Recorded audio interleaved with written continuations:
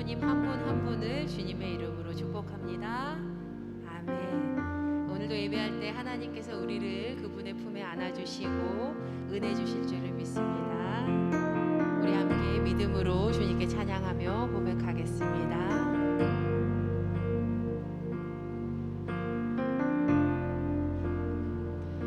주 품에 품으소서.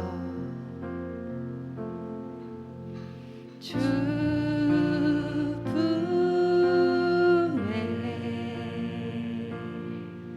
품으소서.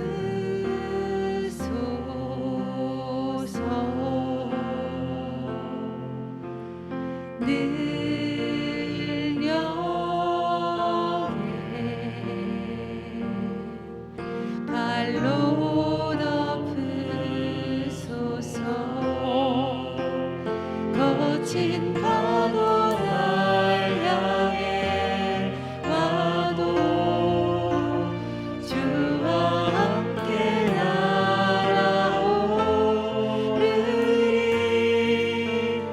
폭풍 가운데 나의 영혼 잠잠하게 주를 보리라.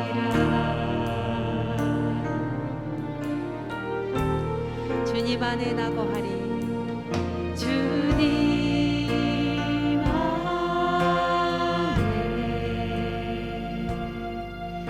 나 거하리.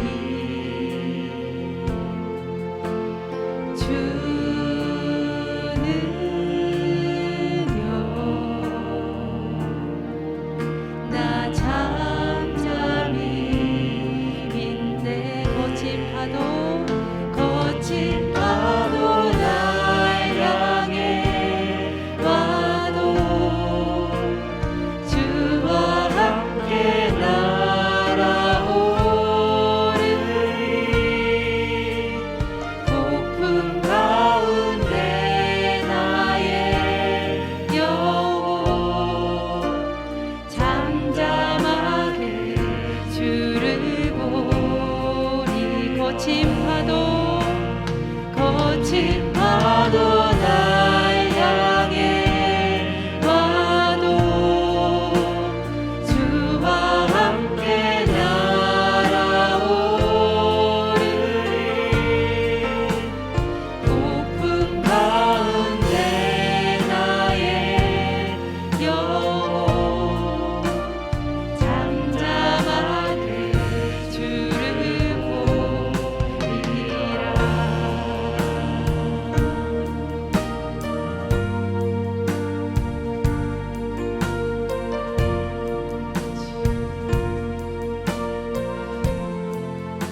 지금까지 살아온 우리의 인생길을 돌아보면 하나님께 감사할 것밖에 없음을 고백하게 됩니다. 내 평생 가는 길 주님께서 동행하고 계심을 우리 함께 고백했으면 좋겠습니다.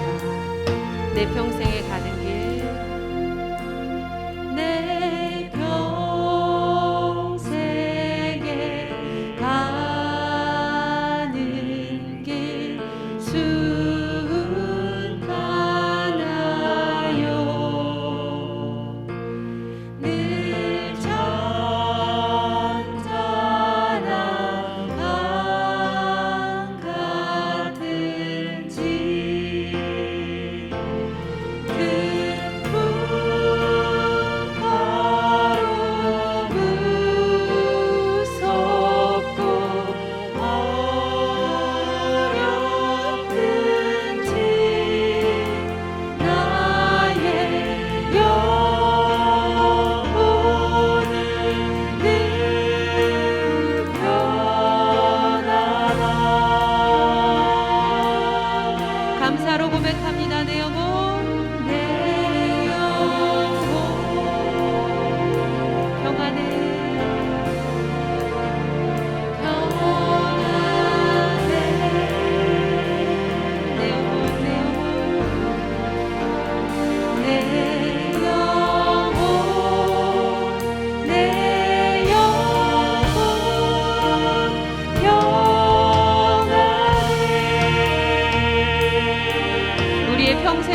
인도하신 하나님 앞에서 앞으로도 순전하게 인도하심을 믿습니다. 다시 고백합니다. 저 마귀는 우리를 저 마귀는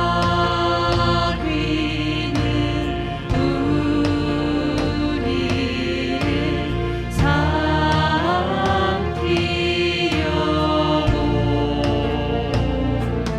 입 벌리고 달려와도 주 예수는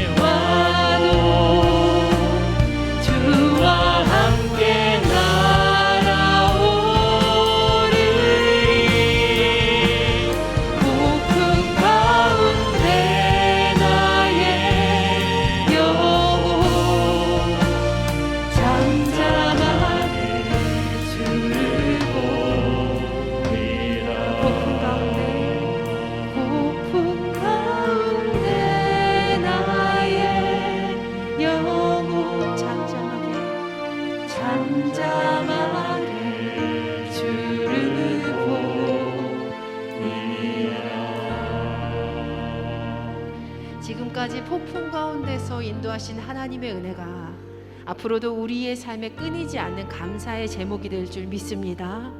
우리 이 믿음 가지고 하나님 앞에 이 감사의 날에 기도로 나아갔으면 좋겠습니다. 함께 기도하시겠습니다. 하나님 아버지 고맙고 감사합니다. 하나님 이 감사의 날에 온전히 주님께 감사를 고백하는 귀한 주의 자녀들 되게 하여 주시고 이 예배 가운데 온전한 감사가 주께 드려지는 은혜를 허락하여 주시옵소서. 하나님 우리의 삶 가운데 지금까지 인도하신 하나님 앞으로도 인도하심을 믿습니다. 함께 하소서.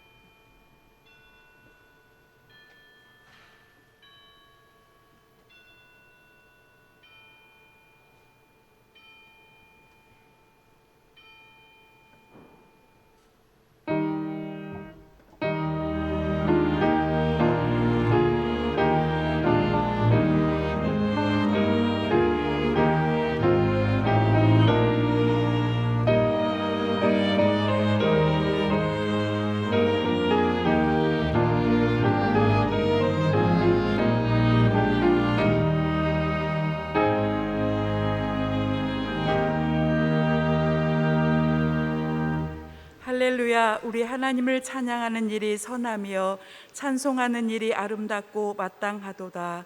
여호와는 자기를 경외하는 자들과 그의 인자하심을 바라는 자들을 기뻐하시는도다. 아멘. 모두 자리에서 일어나 주님의 성령 찬양하겠습니다.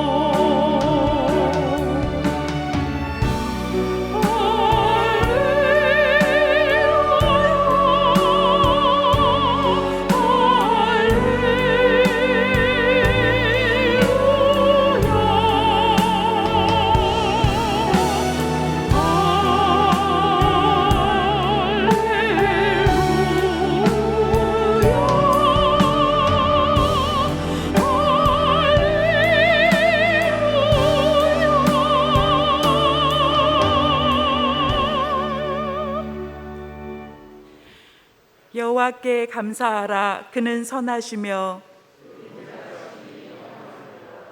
여호와께 감사하고 그의 이름을 불러 아뢰며 그들이 광야 사막길에 방황하며 거주할 성읍을 찾지 못하고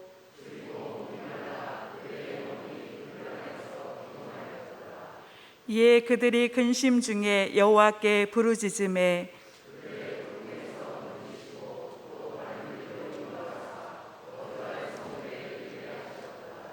여호와의 인자하심과 인생에게 행하신 기적으로 말미암아 그를 찬송할지로다.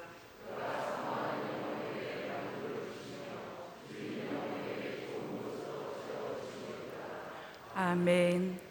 전능하사 천지를 만드신 하나님 아버지를 내가 믿사오며 그 외아들 우리 주 예수 그리스도를 믿사오니 이는 성령으로 잉태하사 동정녀 마리아에게 나시고 본디오 빌라도에게 고난을 받으사 십자가에 못 박혀 죽으시고 장사한 지 사흘 만에 죽은 자 가운데서 다시 살아나시며 하늘에 오르사 전능하신 하나님 우편에 앉아 계시다가 저리로서 산자와 죽은 자를 심판하러 오시리라.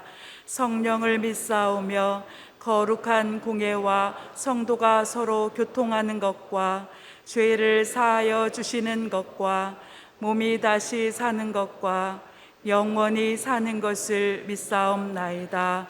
아멘.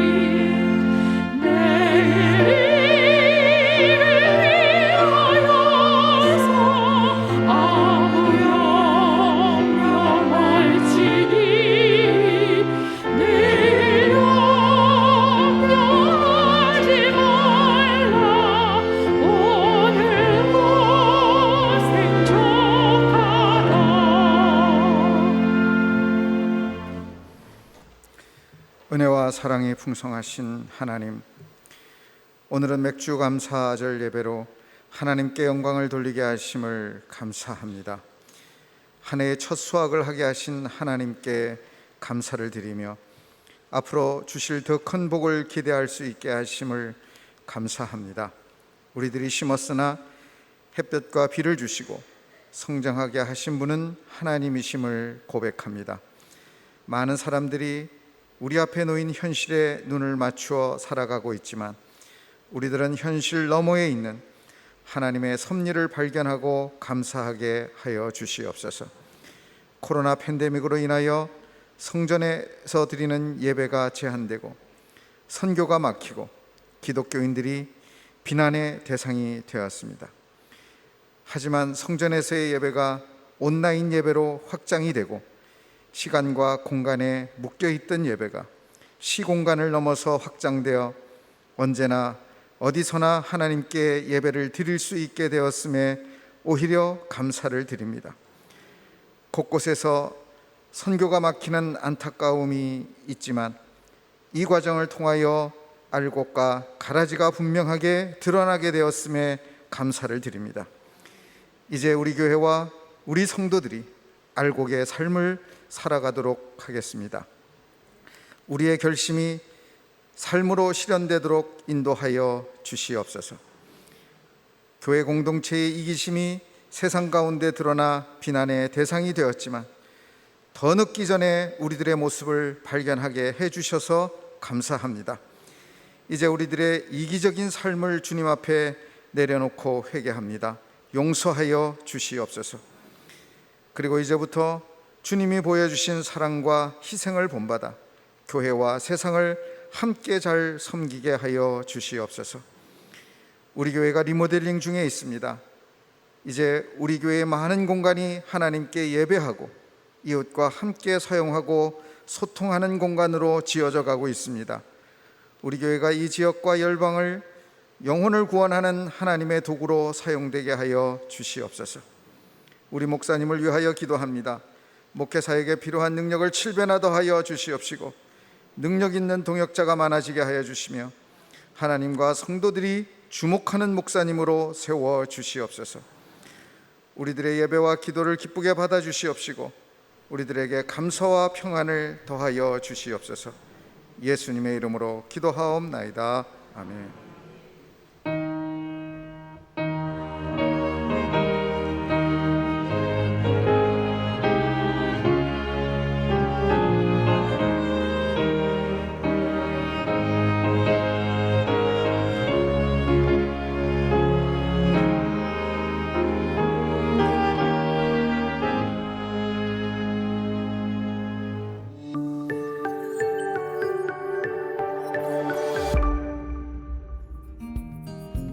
오늘은 한 해의 절반을 돌아보며 감사하는 맥주 감사 주일입니다. 우리를 풍성하게 채워주신 하나님 은혜에 감사하는 제1교회 성도님들 되시기 바랍니다. 7월 첫째 주 교회 소식입니다. 주일 1, 2, 3부 예배와 수요 공감, 충만 예배, 그리고 새벽 예배를 대면으로 드립니다. 온세대 예배는 교회에 모이지 않고 가정 예배로 드립니다. 주일 예배 신청 방법은 온라인 신청과 오프라인 신청 두 가지가 있습니다. 온라인 신청은 교회에서 보내드린 단체 문자 링크를 통해서 예약하는 방법이며 오프라인 신청은 각 속장님을 통해 신청하는 방법입니다. 예배 인원 제한이 있으니 매주 수요일까지 신청해 주시기 바랍니다. 예배 시 유의사항입니다. 발열이나 호흡기 증상이 있는 분들은 영상 예배를 드리시기 바랍니다. 교회 출입 시 반드시 마스크 착용을 하시고 먼저 발열 체크와 손 소독을 하신 후 QR코드 교인증을 리더기에 체크합니다. 예배는 지정 좌석제로 드리니 방역과 자리 안내를 위해 평소보다 10분 일찍 오시기 바랍니다.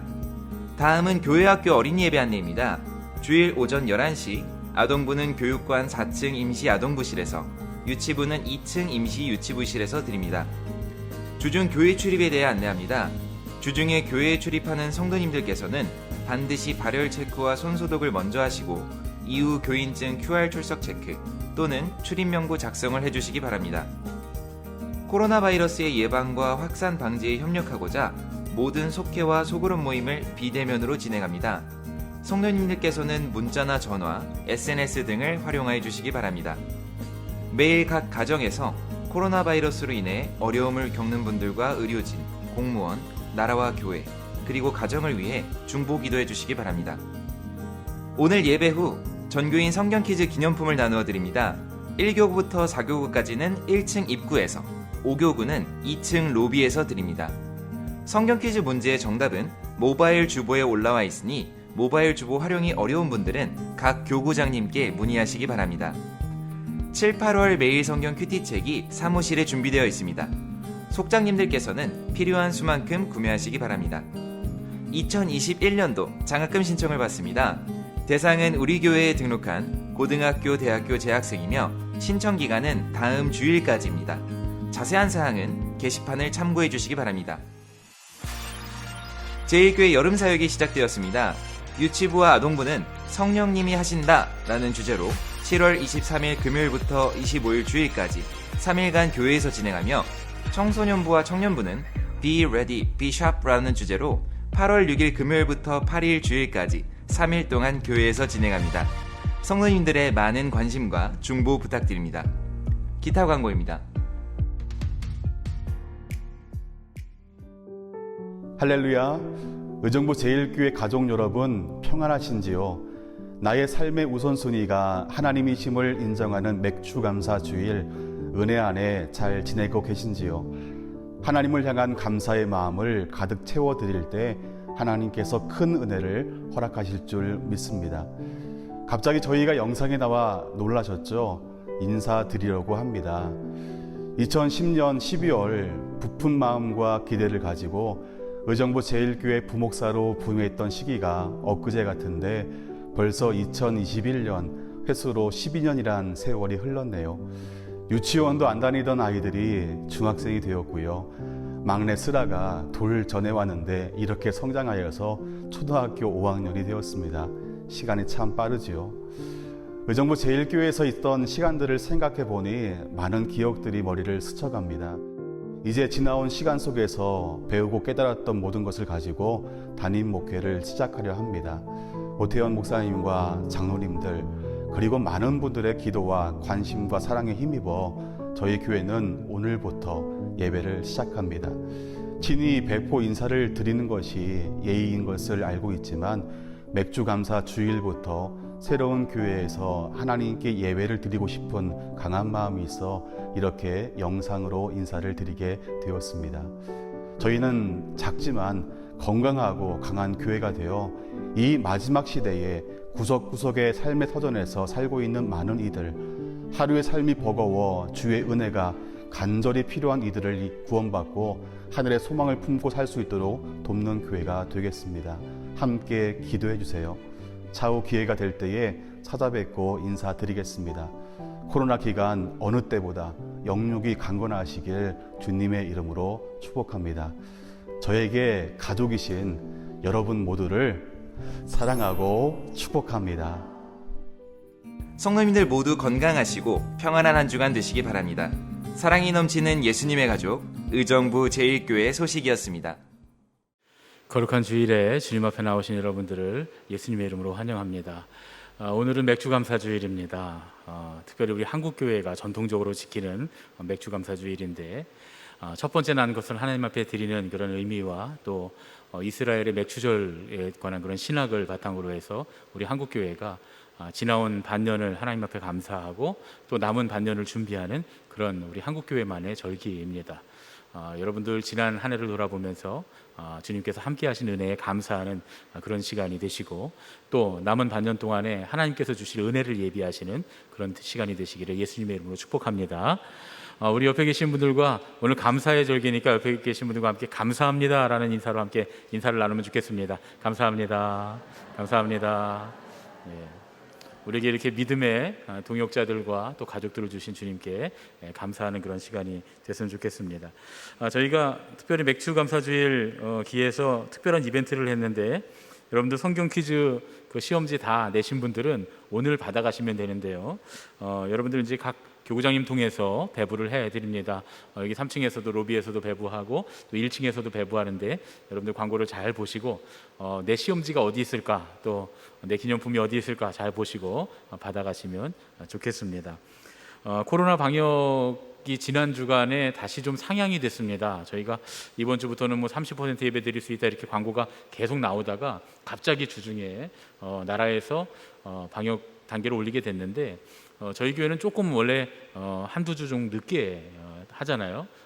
먼저 방역하고 그리고 한두 주 늦게 방역을 풀고 이렇게 우리가 해가고 있는데 이번 주에 의정부에 많은 그런 확진자들이 있었습니다. 그래서 저희가 예상하기에는 7월 둘째 주 정도부터는 좀 이렇게 조사를 하고 7월 한 셋째 주부터는 예배를 30% 좀 늘려서 드렸으면 좋겠다 이렇게 생각들을 하고 있었는데 아마 조금 미뤄질 것 같습니다. 아마 8월이나 돼야 우리가 좀 정상적으로 어느 정도 좀 편안하게 예배를 드리게 되지 않을까 싶은데 여러분들 많이 실망하셨겠지만 우리가 이 어려운 시간들을 잘 기도하면서 극복해야 될 줄로 믿습니다.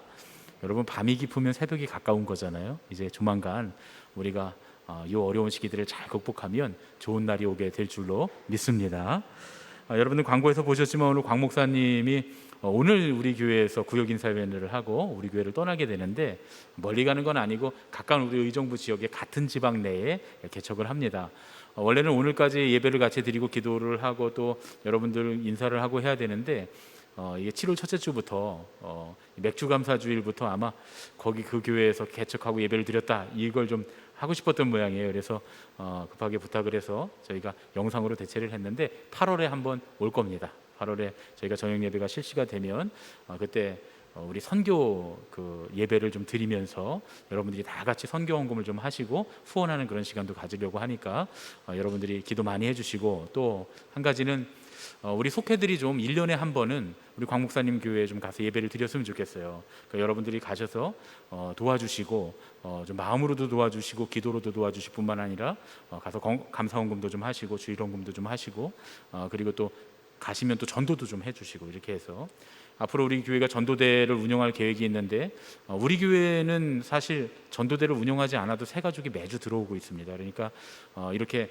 미자립된 교회들을 가서 우리 교회가 전도해주면 하나님의 나라를 같이 확장시키는 거니까 그런 전도대 운영 계획도 내년쯤에는 그렇게 하려고 좀 저도 마음을 먹고 있습니다.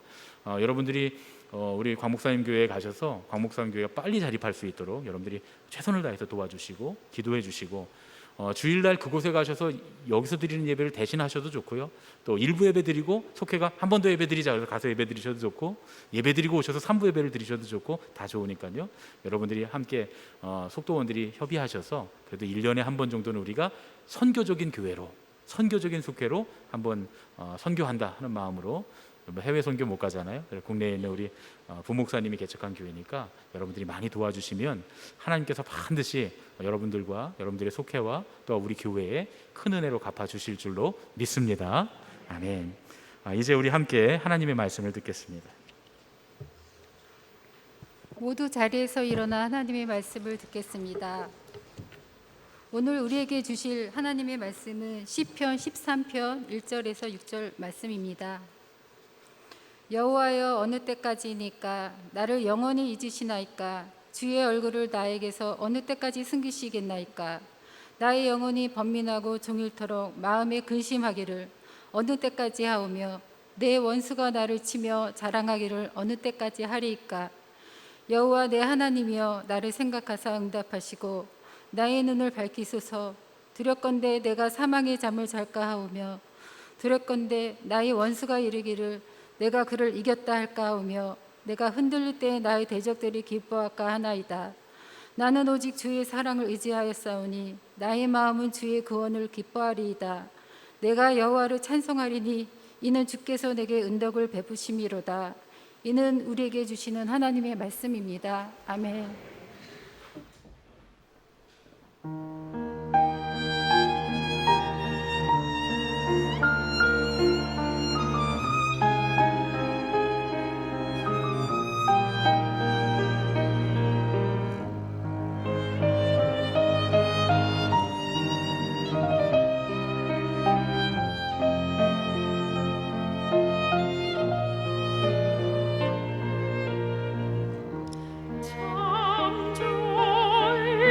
창조이신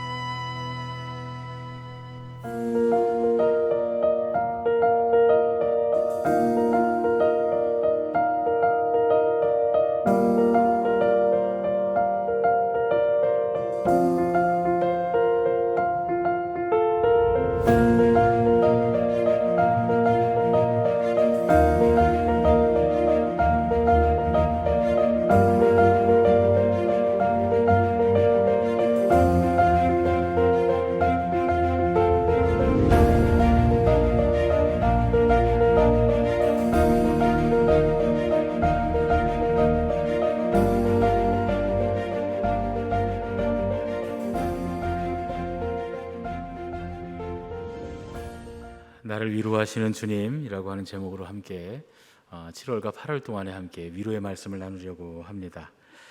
오늘은 주님 언제까지입니까? 라고 하는 제목으로 함께 말씀을 나누겠습니다. 제가 예상하기에는 7월이 되면 백신 접종이 어느 정도 진행이 좀 되고 우리의 신앙생활도 그만큼 좀 자유를 얻게 되겠다 이렇게 예상을 했는데 갑자기 변이 바이러스로 인해서 전파가 막 생겨나면서 우리가 기대하고 있던 자유가 조금 더 멀어진 것 같다는 생각이 듭니다. 특히 우리 의정부 지역에서 바이러스 전파가 급격하게 일어나면서 우리 교회도 어쩔 수 없이 여름 성경학교나 수련회 등을 포함해서 계획하고 있었던 신앙의 일정들을 좀 다시 좀 수정하고 있습니다. 우리가 당연하다고 생각했던 것들이 하나도 당연하지 않은 게 됐고 이 기간이 생각보다 훨씬 길어지고 있습니다. 제가 제일 많이 듣는 말이요, 언제까지입니까? 라는 말이에요. 혹은 언제부터 뭐뭐뭐를 할 수 있을까요? 우리 사역자들도 저한테 자꾸 묻고 또 교인들도 저를 보시면 여쭤보십니다. 지난 주간에 우리 장로님들하고 함께 기획위원회를 하면서 7월부터는 점차 예배 인원을 늘리고 8월부터는 저녁 예배도 드리고 또 9월부터는 접종을 마치신 분들 중심으로 해서 중창단이라도 성가대를 좀 운영하고 그리고 11월이 되면 추수감사주일에는 우리 온 교인이 다 같이 식사를 좀 시작하면서 맛있는 걸 좀 같이 함께 나누고 그동안 못했던 행사도 좀 했으면 좋겠다라고 하는 그런 의견을 나눴습니다. 그렇게 될 수 있으면 너무 좋겠습니다. 잠정적으로 저희가 계획을 세웠는데 지난 주간에 정부에서 갑자기 방역 단계를 높였어요. 마음이 답답하고 굉장히 실망스러웠습니다. 자연스럽게 기도하는데 주님 언제까지입니까? 주님 언제부터입니까? 라고 하는 질문이 저한테도 자꾸 나오더라고요. 힘겨운 고난의 시간을 지나고 있는 신앙인들에게 하나님을 향한 똑같은 질문이 하나 있다면 아마도 주님 언제까지입니까? 그 질문일 것 같아요. 과연 언제까지일까요? 특별히 제가 좋아하는 구약 성서학자인 마르바돈 교수님의 위로라고 하는 책을 중심으로 우리 시편 말씀을 함께 읽으면서 위로를 받으려고 하는데 이 책입니다. 이렇게 생긴 책인데요. 이 책의 제목이 좀 긴데 이런 제목입니다. 혼자 애쓰는 당신을 위한 하나님의 메시지, 마르바돈의 위로. 이 책을 왜 쓰셨나 봤더니 여기 마르바돈 교수님이 이렇게 썼어요. 어떤 슬픔과 아픔과 외로움이 당신을 억누르고 있다고 해도 그 구체적인 삶의 상황에서 당신에게 하나님의 위로를 전해주고 싶었습니다. 시편의 위로가 당신을 통해 다른 이들에게도 전해지기를 바랍니다. 이 책을 읽으면 어떤 느낌을 받을지 여러분들 아시겠죠? 제가 참 좋아하는 책인데 이 책을 함께 읽으면서 제가 또 이 책을 읽고 묵상하면서 또 뿐만 아니라 성경의 똑같은 본문을 읽고 저도 한 번 더 묵상하면서 그래서 여러분들에게 제가 잘 내용을 소화를 해서 여러분들과 함께 말씀을 은혜를 나누려고 합니다. 함께 우리가 시편의 말씀을 읽어내려가면서 우리를 위로하시는 그런 주님을 체험하고 이 고난의 시간 가운데 오히려 주님의 은혜를 더 깊이 발견하게 되는 저와 여러분이 되시기를 예수님의 이름으로 축복합니다. 이 여류 신약자인 마르바돈 이 여자분인데요. 이분은 고등학교 2학년인 16살에 홍역을 앓았어요. 병을 앓기 전까지는 육상 선수를 할 정도로 굉장히 체력이 좋고 건강이 좋았습니다. 그런데 홍역 바이러스가 췌장을 망가뜨린 이후로 평생 이 청소년 시절부터 당뇨 합병증과 싸워야 했습니다.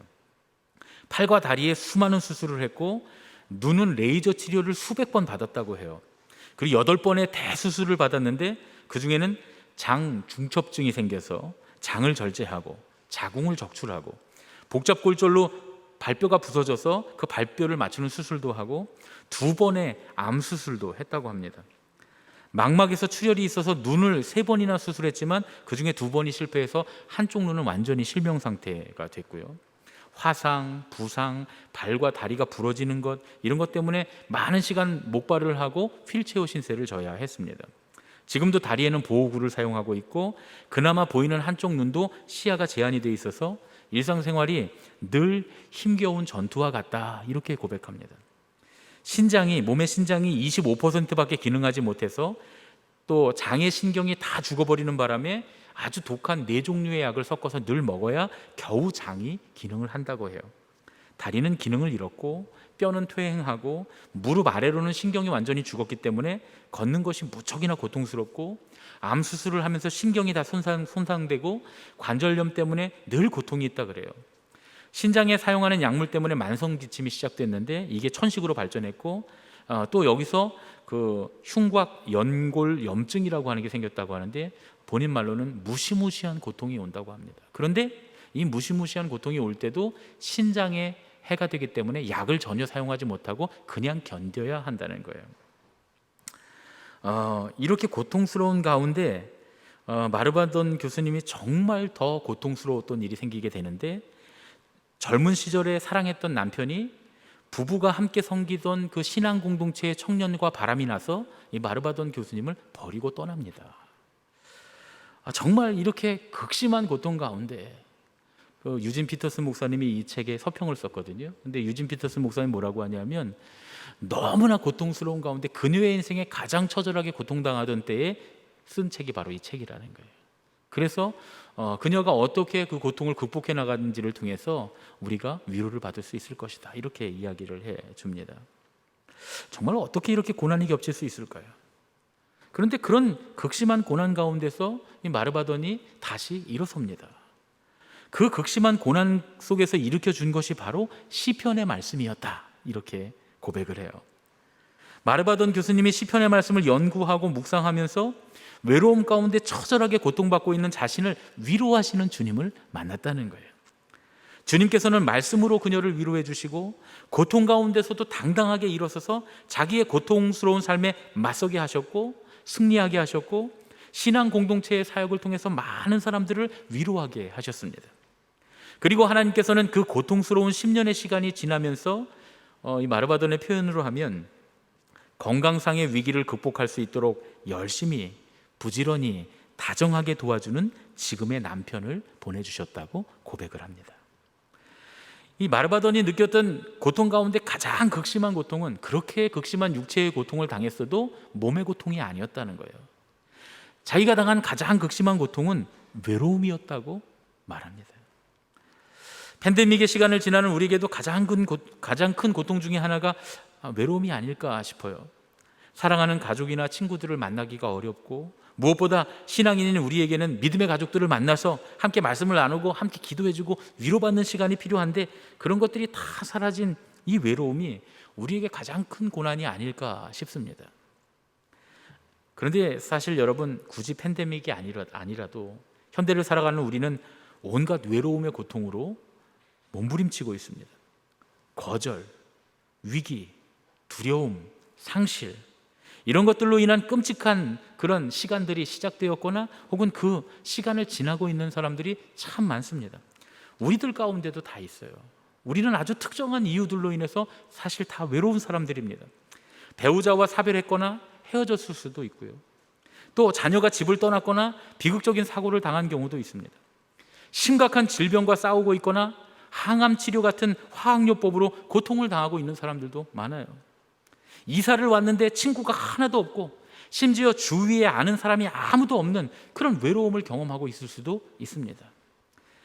직장의 동료들 혹은 내가 속한 공동체의 동료들과 다른 신앙을 갖고 있을 수도 있고요. 정치적으로 전혀 다른 가치관을 갖고 있을 수도 있습니다. 그런 외로움들을 우리는 모두 다 겪고 있습니다. 그런데 여러분, 우리가 인생을 살아가면서 느끼는 이런 외로움들은 아주 당연하고 일반적인 것들이에요. 우리 모두가 다 당하고 있는 것들입니다. 누구에게나 찾아올 수 있는 것들이에요. 우리는 언제든지 온몸과 감정으로 깊이 느끼는 그런 깊은 소외감을 경험하게 될 수가 있습니다. 우리는 우리의 직장이나 가정, 우리가 속한 공동체, 심지어 교회 안에서조차 소속감을 느끼지 못하고 외로울 수도 있습니다. 우리 삶에서 가장 중요한 차원의 문제를 함께 나눌 사람이 하나도 없다라고 하는 건 정말 큰 고통이죠. 이런 극심한 외로움은 우리에게 가장 큰 고통 중에 하나임에 분명합니다. 그런 극심한 외로움 가운데 주님, 언제까지입니까? 언제까지 우리가 이렇게 외로워야 합니까? 라고 질문할 때 그때 이 마르바돈 교수님은 시편 13편의 말씀으로 하나님이 우리를 위로해 주신다는 거예요. 우리가 외로움을 느낄 때 그냥 우리의 기분을 달래주려고 씩 웃으면서 힘내 하고 툭 던져주는 말이나 혹은 정답이죠. 하나님 앞에 기도하라고 이렇게 말해주는 조언이 진부하다는 거예요. 사실 소용이 없다는 거예요. 그렇게 말해주는 건 아무 소용이 없다는 거예요. 오히려 그럴 때는 정말 마음에 와닿는, 우리의 마음에 동감되는 메시지가 필요하다는 겁니다. 사실 우리는 모든 걸 다 알고 있거든요. 성경도 우리 읽어요. 기도도 합니다. 노력도 해요. 또 아무리 위로의 말들을 놓아놓고 기도를 하고 노력을 해도 우리는 언제까지입니까? 얼마나 오래도록 이 고통을 겪어야 합니까? 라고 하는 질문이 우리 마음속에 생겨날 때 마음속이 답답해집니다. 흔히 우리는 우리의 삶의 환경이 좋아지면, 상황이 좋아지면 앞으로 나아갈 수 있다 이렇게 생각을 합니다. 그런데 여러분, 상황이 안 좋아지면 어떡하죠? 우리의 환경이 바뀌지 않으면 어떡합니까? 그러면 우리는 계속 무능력하게 주저앉아서 계속 하나님 언제까지입니까? 하나님 언제까지입니까? 하면서 우울한 마음을 계속 갖게 될 겁니다. 시편의 기자인 다윗도 그렇게 질문했습니다. 1절의 상반절 말씀을 보면 여호와여 어느 때까지니까 나를 영원히 잊으시나이까. 다윗이 하나님이 하도 문제를 해결해 주시지 않으니까 뭐라고 말하냐면 나를 영원히 잊으시는 거냐고 물어봅니다. 하나님 영원히 나를 못 본 척 하실 겁니까? 무시하실 겁니까? 그렇게 묻습니다. 마치 하나님께서 당신의 그 놀라운 계획에서 나를 완전히 제외해버리신 것처럼 보이는, 아무것도 변화되지 않는 상황 속에서 내가 버림받았다고 느끼는 그 감정이 오늘 시편을 쓴 다윗의 감정이었습니다. 여러분, 근데 놀랍죠? 다윗 정도 되면 그런 마음 없을 것 같잖아요. 위대한 믿음의 위인이었던 다윗도 우리처럼 하나님 언제까지입니까? 하고 심각하게 질문하며 몸부림쳤다는 거예요. 그 사실이 사실 우리에게는 큰 위로가 됩니다. 하나님께서 나를 버리신 것 같고 하나님께서 나에게 무관심하신 것 같다고 느낄 때 그런 공허한 마음을 하나님께 정직하게 고백하는 것, 사실 그런 게 죄를 짓는 것 같아요. 하나님 원망하는 것 같고 하나님 앞에 뭔가 죄를 짓는 것 같은데, 그런 두려움이 우리에게 있는데 사실 하나님은 이미 우리의 감정과 마음을 다 아십니다. 우리가 굳이 하나님 앞에 왜 그렇습니까? 하나님 언제까지입니까? 말하지 않아도 이미 우리 안에 그런 마음이 일어나고 있다는 것, 그런 느끼는 감정들이 일어나고 있다는 걸 하나님은 다 아시죠. 그러니까 오히려 하나님 앞에서조차 가면을 쓰고 안 그런 척하는 것, 그게 훨씬 더 큰 문제라는 겁니다. 우리의 마음을 있는 그대로 가지고 나와서 주님 언제까지입니까? 주님 나를 왜 외면하십니까? 주님 왜 나를 못 본 척하십니까? 주님의 계획에서 왜 나를 제외시키셨습니까? 하고 묻는 것, 주님 앞에 기도하는 것이 우리에게는 아주 중요하다, 그런 얘기죠. 다윗이 자기의 외로움과 고통을 그대로 주님 앞에 가지고 나와서 주님께 질문합니다. 1절의 말씀을 다시 읽어보겠습니다. 여호와여 어느 때까지니까 나를 영원히 잊으시나이까? 주의 얼굴을 나에게서 어느 때까지 숨기시겠나이까? 다윗은 하나님께서 영원히 나를 잊으실 것이라는 두려움을 갖습니다. 그리고 또 주님이 나에게서 얼굴을 숨기셨다 하면서 두려워합니다. 구약 성경에서 하나님이 얼굴을 가리신다라고 하는 표현이 자주 나오는데요, 하나님께서 얼굴을 가리셨다라고 하는 표현은 하나님께서 우리에게 부어주시던 사랑을 보류하시거나 주시다가 그치시거나, 혹은 하나님께서 우리에게 베풀어 주신 은혜를 다시 거두어 가시는 것을 하나님이 내게서 얼굴을 가리셨다 이렇게 표현합니다. 우리가 심한 외로움으로 고통당할 때 하나님께서 당신의 사랑을 우리에게서 거두어 가신 것처럼 보일 때가 있어요. 하나님께서 만약에 우리에게 사랑을 거두어 가신 것이 아니라면 누구를 보내시든지 혹은 무엇을 보내시든지 어떤 일을 만들어 주시든지 해서라도 우리의 고통을 덜어주셔야 되는 거 아닙니까? 이렇게 질문할 때가 우리 인생에 찾아옵니다. 그리고 하나님께서 날 사랑하신다면 왜 나의 외로움과 슬픔과 이 고난을 멈춰주시지 않으실까? 그런 마음이 듭니다. 하나님이 왜 당신의 사랑을 내게서 거두어 가시는 걸까? 어떤 이유 때문에 나에게 하나님 벌을 내리시는 걸까? 하나님께서 언제까지 내가 필요로 하는 이것들을 거절하실까 하는 그런 마음들이 듭니다. 오늘 시편의 다윗도 그런 생각으로 그냥 한두 번 고민한 게 아니라 종일토록 씨름하고 있었습니다. 2절의 말씀입니다. 나의 영혼이 번민하고 종일토록 마음에 근심하기를 어느 때까지 하오며 내 원수가 나를 치며 자랑하기를 어느 때까지 하리이까? 어떤 성서학자들은 이 종일토록이라고 하는 말을 밤새도록으로 바꾸어서 번역을 합니다. 다윗은 종일토록 혹은 밤새도록 이 근심과 씨름하고 있다는 거예요. 저는 이 밤새도록 씨름했다고 하는 말이 마음에 많이 와닿았습니다. 우리도 그럴 때가 있잖아요. 고통스러운 생각들 때문에 밤새도록 깨어있을 때, 잠이 들지 않을 때, 그런 날들이 우리 인생에 찾아왔었거나 혹은 지금 그렇게 겪고 있거나 혹은 앞으로 우리에게 찾아올 수 있습니다. 막 견딜 수 없는 외로움이 우리에게 있지만 그 고독함, 난 고독하다 이런 마음이 있지만 낮에는 그래도 일을 하면서 몰두하면서 그 외로움을 숨겨버릴 수 있어요. 잊어버릴 수 있습니다. 또 어떤 때는 내게 관심 있고 나에게 잘해주는, 나를 돌봐주는 사람들과 함께 눈물을 흘리면서 위로를 받을 수도 있어요. 그런데 그런다고 해결됩니까? 아니요. 잠자리에 들면 나 혼자 남았을 때 말할 수 없는 공허감이 나에게 몰려오는 그런 경험을 합니다. 그건 참을 수 없죠. 우리는 수많은 생각들 때문에 잠을 이루지 못하고 밤을 꼴딱 세울 때가 있어요. 그런 생각들은 어떤 계획일 수 있어요. 내가 반드시 이렇게 할 거다. 혹은 나 상황을 스스로 정리하는 걸 수 있어요. 그 사람이 그래서 나한테 그랬겠지. 그래서 이런 일들이 나에게 일어났지 하고 정리하는 것일 수도 있습니다. 밤새 우리는 정리하고 또 우리는 밤새 어떤 계획을 세우면서 잠을 못 이룹니다. 그런데 나 스스로 어떤 계획을 하고 내 감정과 상황을 아무리 정리해도 그건 하나도 소용이 없다는 거예요. 다윗은 그걸 경험합니다. 왜냐하면 다윗이 그렇게 마음을 정리하고 생각을 정리하고 계획을 한다 할지라도 매번 원수들이 나타나서 정리했던 마음을 헤집어 놓고 계획한 것들을 좌절시켜 버렸기 때문에 그렇습니다. 물론 오늘 우리의 원수는 다윗의 원수와는 좀 다릅니다. 오늘날 우리의 원수들은 대개 육체적인 해를 우리에게 끼치는, 우리의 목숨을 빼앗아가는 그런 사람들은 아니죠. 그러면 우리에게 지금 원수들은 누굽니까? 다윗이 밤새 고민한 것처럼 우리도 밤새 씨름하게 하는 우리의 원수들이 누굴까요? 이런 사람들이죠.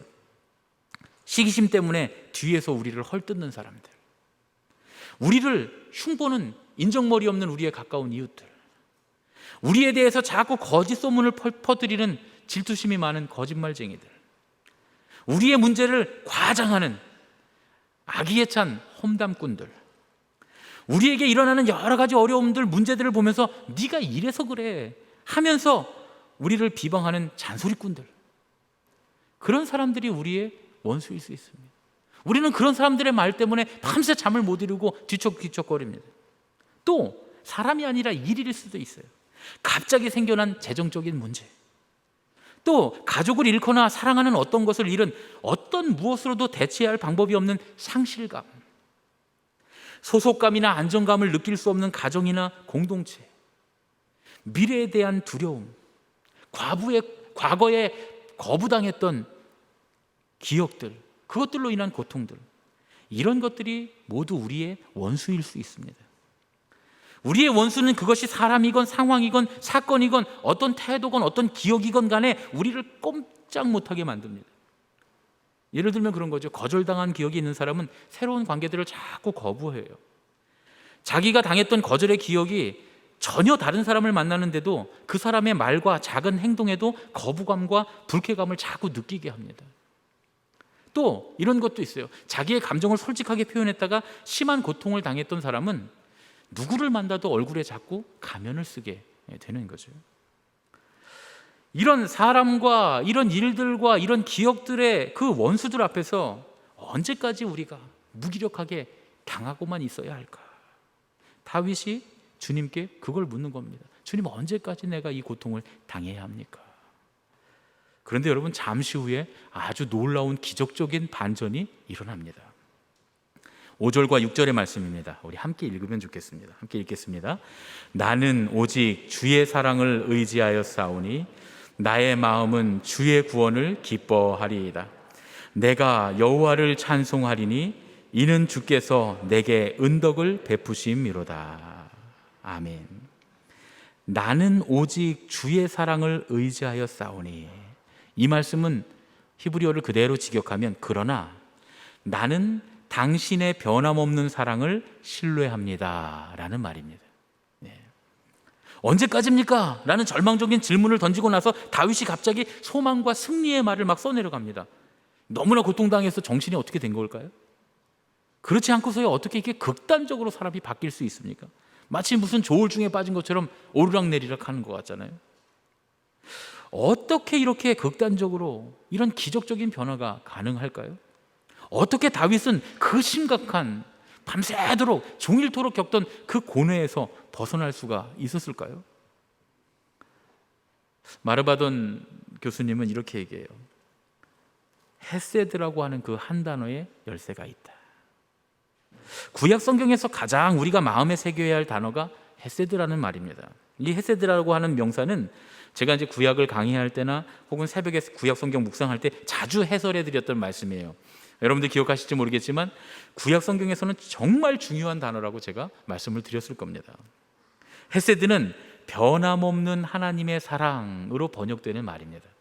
하나님의 은혜, 당신의 백성들에게 언약하신 그 언약의 사랑, 어떠한 경우에라도 변치 않고 지키시겠다고 언약하신 하나님의 사랑, 우리를 향한 주님의 무한한 자비와 긍휼의 은혜를 헤세드 이렇게 말합니다.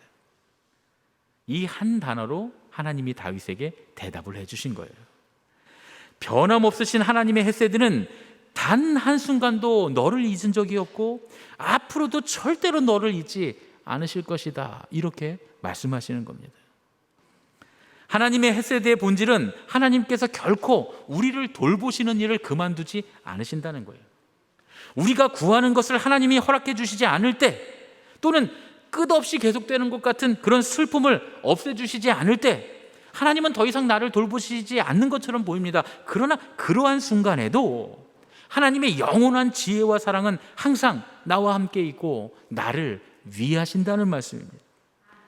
그러니까 여러분 생각해 보세요. 주님 언제까지입니까? 라는 질문 자체가 아예 성립하지 않는 거예요.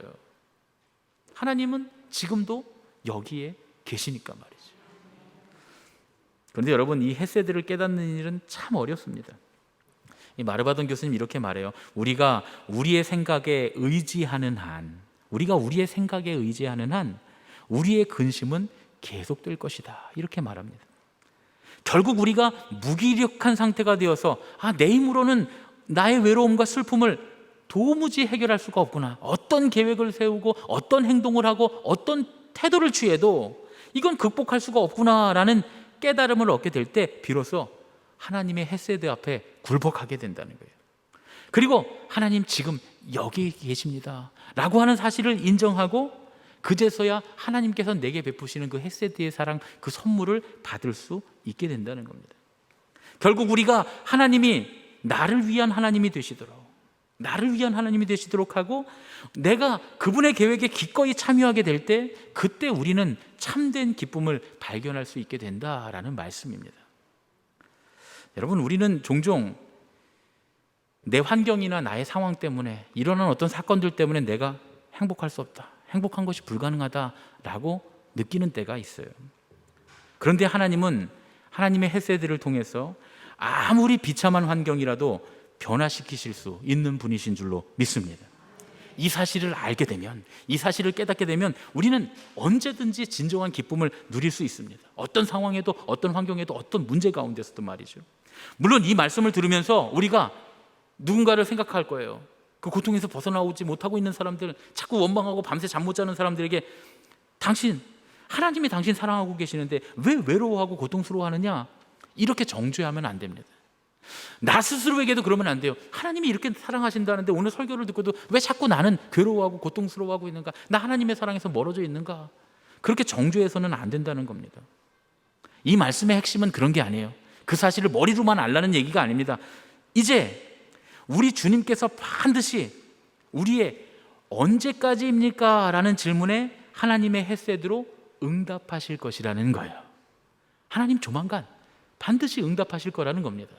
여러분, 자녀들을 키워보면요, 참 저도 어려워요. 목사의 아이들 믿음 갖고 있는 거 어렵습니다. 믿음 갖고 태어나는 사람은 없잖아요, 그렇죠?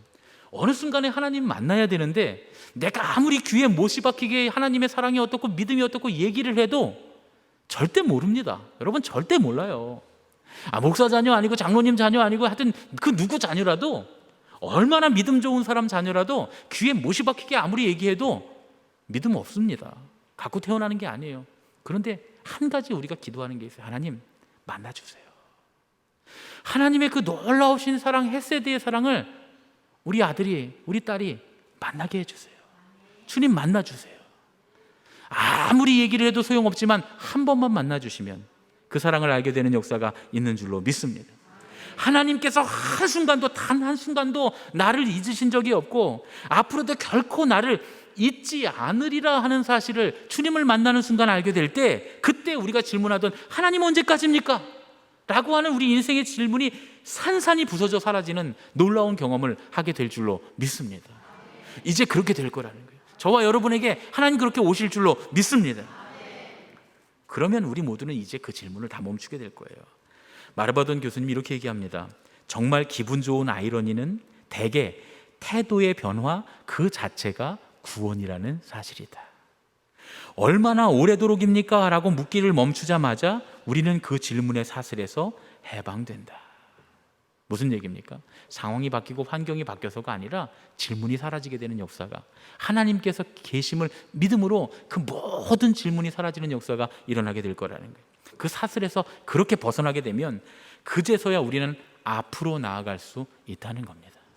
상황이 바뀐다고 문제가 해결된다고 앞으로 나가는 게 아니라, 상황이 바뀌지 않아도, 문제가 해결되지 않아도, 고통 속에 여전히 있어도 앞으로 나갈 수 있는 힘이 우리에게 생깁니다. 여러분, 사랑받고 있다고 하는 사실, 전능하신 하나님이, 만유의 주 하나님이 나를 잊지 않고 나를 기억하시고 나를 결코 잊지 않으실 것이며 지금 내 곁에서 나를 사랑하신다고 하는 그 사실을 깨닫게 되는 건 우리에겐 얼마나 큰 추진력이 될지 모릅니다. 사실 우리 곁에 누구 하나가 나를 그냥 사랑하고 있다는 사실만 알아도 우리는 우리 인생의 추진력을 얻을 수 있어요. 제가 지난 주간에 영화 감독인 장항준 감독이 들려주는 어떤 한 드라마 작가에 관한 이야기를 들었어요. 그 장항준 감독님이 잘 알고 있는 한 여류 작가인데, 이 여류 작가가 아주 가난한 집에서 태어났다는 거예요. 어렸을 때 소설 소공녀를 읽었는데, 소공녀에 보면 그런 거 있잖아요. 너무 배가 고파서 잠이 안 들 때는 뭐 케이크도 생각하고 맛있는 음식도 생각하면 잠깐 잊게 돼서 잠이 들 수 있다. 그 내용을 읽어서 자기도 너무 배가 고파서 잠이 안 올 때면 맛있는 음식을 생각하면서 잠든 적이 있을 정도라는 거예요. 이제 어느 날 학교에 다닐 때 비가 주룩주룩 내리는 아침에 학교에 가려고 남동생 2명과 아침밥을 먹고 있을 때, 엄마가 아침밥을 차려줘서 학교 가라고. 그 아침밥을 먹고 있는데 갑자기 큰 동생이 다녀오겠습니다 하고 밥을 먹다 말고 뛰어나가더래요. 그런데 금방 또 둘째 동생이 밥을 후다닥 먹더니 다녀오겠습니다 하고 뛰어나가더라는 거예요. 그래서 쟤네들 왜 이렇게 급하게 갔어? 하고 본인은 천천히 밥을 다 먹고 이제 학교에 가려고 다녀오겠습니다 하고 문을 나서려다가 그만 이 어린 작가님이 울음을 터뜨리고 만 거예요. 밖에 나가보니까 이 집안에 하나밖에 없는 우산이 그대로 놓여 있더라는 거예요.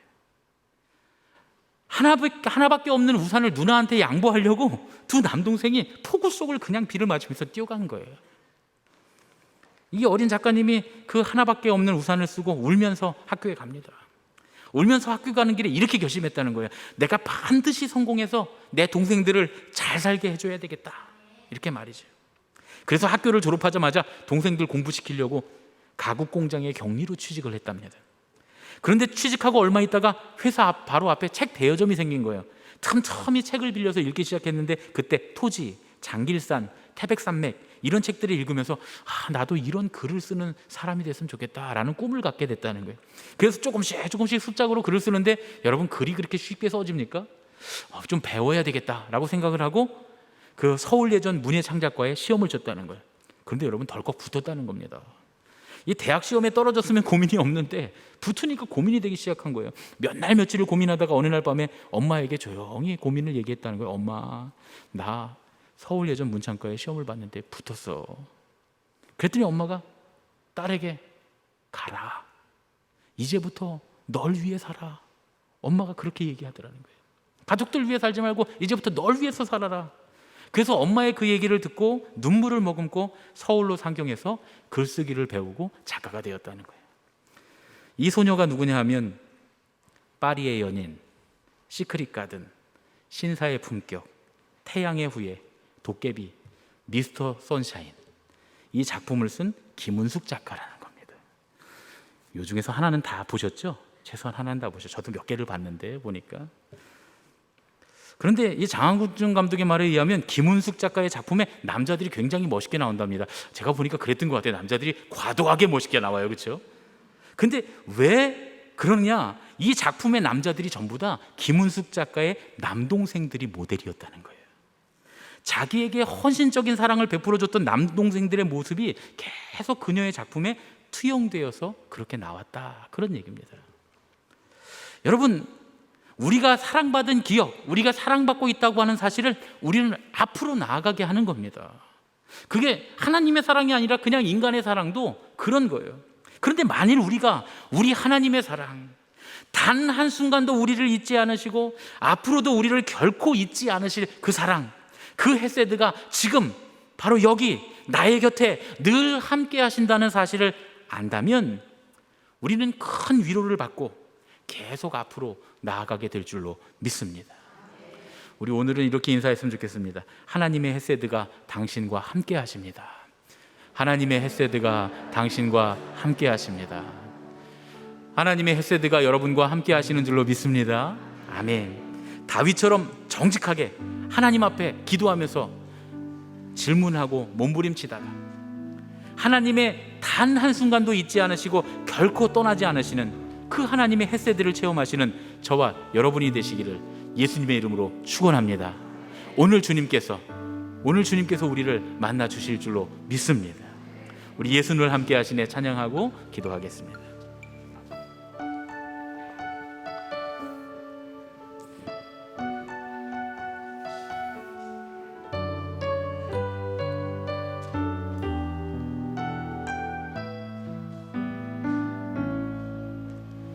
고단한 인생길 힘겨운 오늘도 예수 내 마음 아시네.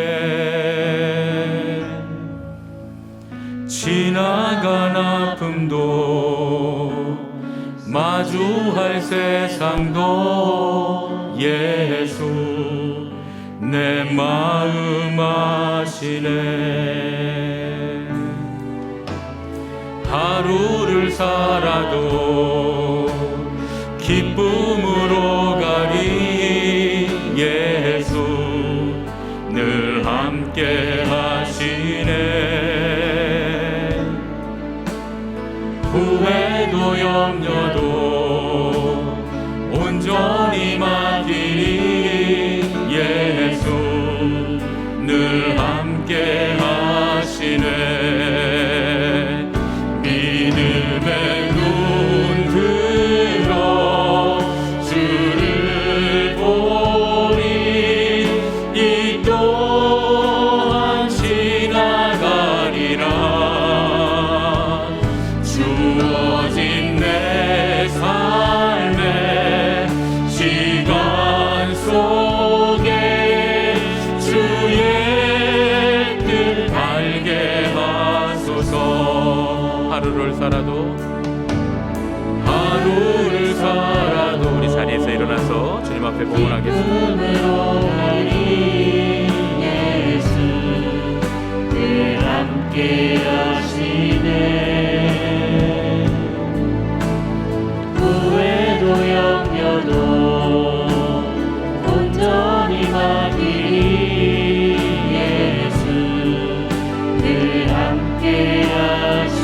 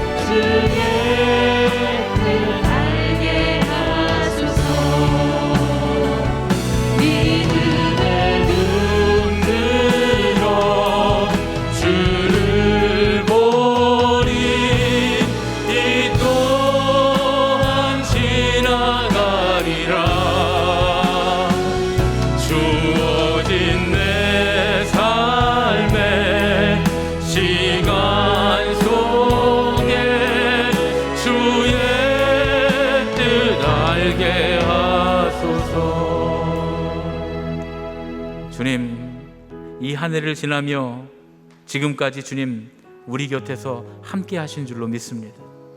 지금도 우리 곁에 계시며 앞으로도 결코 우리를 잊지 않으시고 우리 곁에서 주님의 그 한량없는 사랑을 부어 주실 줄로 믿습니다. 전능하신 하나님이 나의 아버지가 되셔서 내 곁에 나를 사랑하시고 계신다는 그 사실은 우리로 앞으로 나아가게 할 줄로 믿습니다. 남은 반년의 삶도 한 걸음 한 걸음 앞으로 나아가는 믿음이 되게 하여 주시옵소서. 주저앉아 절망하지 않게 하여 주시옵소서. 실패했다고 힘들고 어렵다고 낙심하여 포기하는 그런 인생이 되지 않게 하시고, 그 가운데서도 주님으로 인하여 의지하며 다시 일어서는 믿음들이 다 되도록 인도하여 주시옵소서. 주님, 지난 반년간의 삶을 감사드리며 또한 앞으로의 삶 가운데도 동행하실 것을 믿고 감사드리며 주님 앞에 예물을 드립니다. 아버지께서 이 예물을 받아주시고, 주님, 우리 삶에 아무리 어렵고 힘들고 어려운 일이 온다고 할지라도 주님과 함께 나아가는 믿음이 되도록 축복하여 주시옵소서. 이제는 우리 주 예수 그리스도의 은혜와 하나님 아버지의 지극하신 사랑과 성령님의 교통하시고 인도하심이 이제 전지전능하신 하나님 아버지께서 나와 함께 하시며 내게 헤세드의 사랑을 베풀어 주신다는 믿음을 가지고 오늘도 한 걸음씩 앞으로 나아가기를 원하는 예수님의 가족들, 우리 제일교회 모든 식구들, 이 예배에 참여한 모든 예배자들 머리 위에 이제로부터 영원까지 함께 하시옵기만을 간절히 축원하옵나이다. 아멘.